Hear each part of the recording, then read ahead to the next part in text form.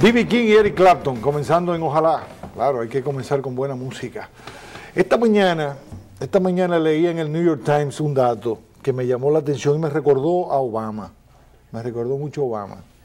Porque desde el New York Times se estaba reflexionando sobre la posibilidad que el estado de bienestar de Dinamarca pues sufra una pequeñita contracción, o sea, como que un poco que se le fue la mano a los daneses, es un poco la percepción del New York Times, y que bueno, está bien que haya estado de bienestar, pero no tanto.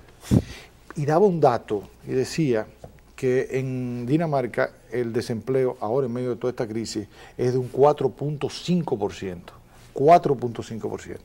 Pero el dato que me llamó la atención es que el 80% de los empleados de Holanda están sindicalizados.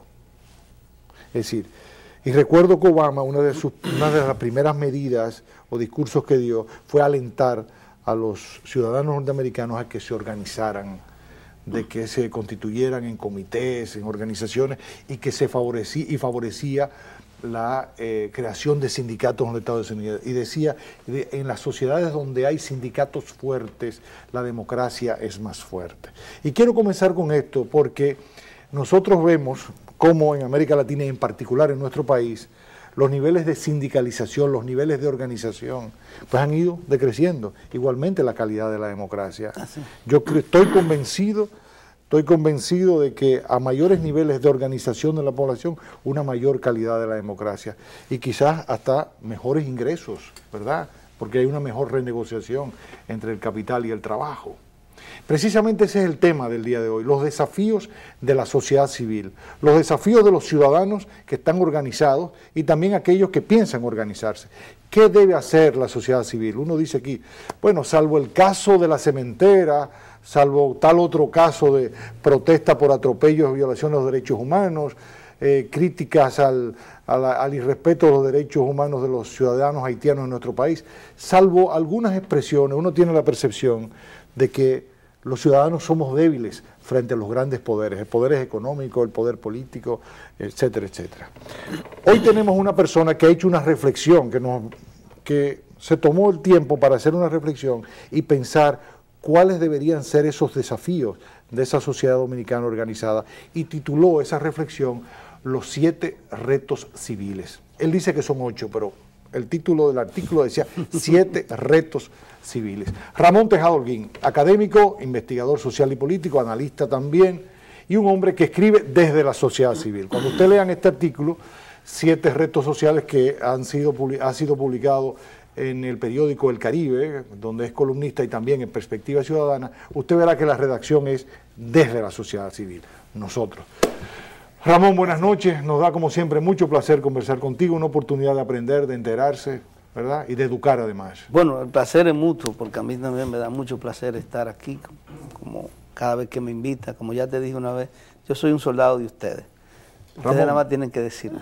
7 retos sociales. ¿Cómo tú, que has sido coordinador de participación ciudadana, cómo tú ves la cosa? Mira, bueno, lo primero es que el trabajo forma parte, es la última parte de un intento de análisis mayor, que se llama la genealogía de la sociedad civil. Genealogía. Genealogía. ¿Por qué la genealogía y no el origen? La genealogía viene de un concepto que ha desarrollado Michel Foucault, donde Michel Foucault dice que muchas veces cuando tú buscas el origen de algo en la historia, no vas a encontrar ese origen, sino que tiene múltiples focos, y que de esos múltiples focos pues surge esto. Entonces, le puse genealogía porque eso ocurrió con las organizaciones de la sociedad civil en República Dominicana. Tú puedes identificar una línea que viene de los clubes, por ejemplo, de los movimientos cubíticos de la época de Balaguer, que luego se reciclan, hacen grupos comunitarios, etcétera. Pero puedes identificar una línea de fundación de las organizaciones civiles que vienen de las famosas asociaciones sin fines de lucro, sí. Luego ONG, sí. Algunas de ellas que vienen de los sectores de la izquierda que tenían financiamiento de los escandinavos, sí.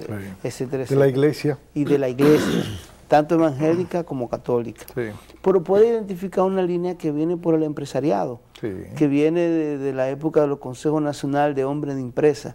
Entonces, ninguno de estos sectores puede reclamarse el elemento fundacional de la sociedad civil, sino que todos fueron conjugando una serie de organizaciones y participando en determinadas coyunturas hasta que se conforma lo que hoy llamamos sociedad civil, que incluye grupos comunitarios, grupos de clase media, grupos comunitarios como la Unión de Vecinos Activos, los que antes eran los comités de lucha popular o los comités de unidad popular, los CLP y los CUP, que incluyen organizaciones empresariales como el CONEP, Ángel, protoempresariales como la FINJUS, organizaciones de la clase media como Participación Ciudadana, y todo esto, bueno... Sindicatos, ¿verdad? Sindicatos, aunque los sindicatos asociaciones no campesinas. tanto. Asociaciones campesinas, sí, los sindicatos no tanto.